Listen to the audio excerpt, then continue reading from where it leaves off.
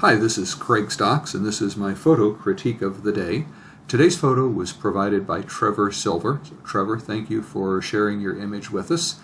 It's a wonderful image of a waterfall or a cascade area set back in a deep cove. You can see the rocks in the background and even rocks in the foreground, so it creates a wonderful scene. And I think Trevor has made a number of very good decisions in setting up this scene.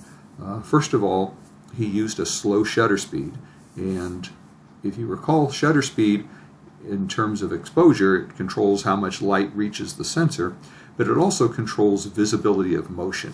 And a very fast shutter speed will freeze motion, whereas a slow shutter speed will allow motion to be shown as a blur. And that's what's happened here, particularly in two areas. By using a slow shutter speed, that blurs the motion of the water coming down this cascade, and that gives it that real silky, milky look. So it's very smooth, flowing down over the rocks and into the pool here in the foreground. And the other thing it does, I'm guessing this was a half-second or maybe even longer shutter speed, it captured the swirling motion of these leaves floating in the water in the foreground. And that makes it a much more interesting image than if we had just seen the static leaves floating in the water. So, good decision on exposure. I also like the way you framed the image with the cascade at the top left power point of the image. If you think of the rule of thirds grid with horizontal and vertical lines marking off the thirds, there's a point where those horizontal and vertical lines intersect, and there's 4 points on an image: the top left, top right, and bottom right. And so you can think of this waterfall as being positioned at the intersection of those two lines. So this is really one of the kind of power points in an image, and good placement of the waterfall right at that image, and then that leads the eye from left to right down into this pool where we get to explore the swirling leaves that are floating in the water. There's a couple things that I might think about doing with this image in terms of post-processing.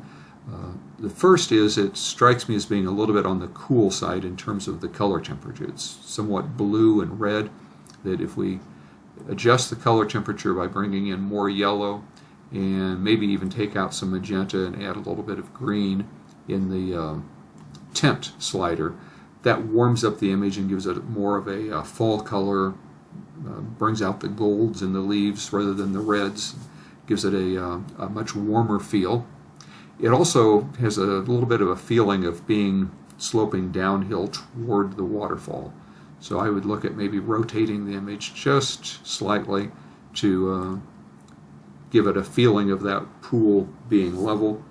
And then the last thing, there's a fairly bright area back here at the top left above the waterfall that can be a little bit distracting. And you can deal with that in Lightroom with a local adjustment by going to the local adjustment brush, and then you can just brush over that area to create the adjustment. And then in this case, I think I would probably just pull down the highlights a little bit to take some of the attention away from that area so that it doesn't compete with the water itself. And if we look at that with and without, that's before I applied the adjustment, and that's with the adjustment. So it's not a big difference, but it does keep that bright area from competing for attention with the waterfall. But let me just reset the image here. Overall, Trevor, I think you've done a great job with the image. You certainly chose a good position for the camera, down low to the water, slow shutter speed to show the motion of the leaves swirling in the current, and also the motion of the water coming down over the cascade.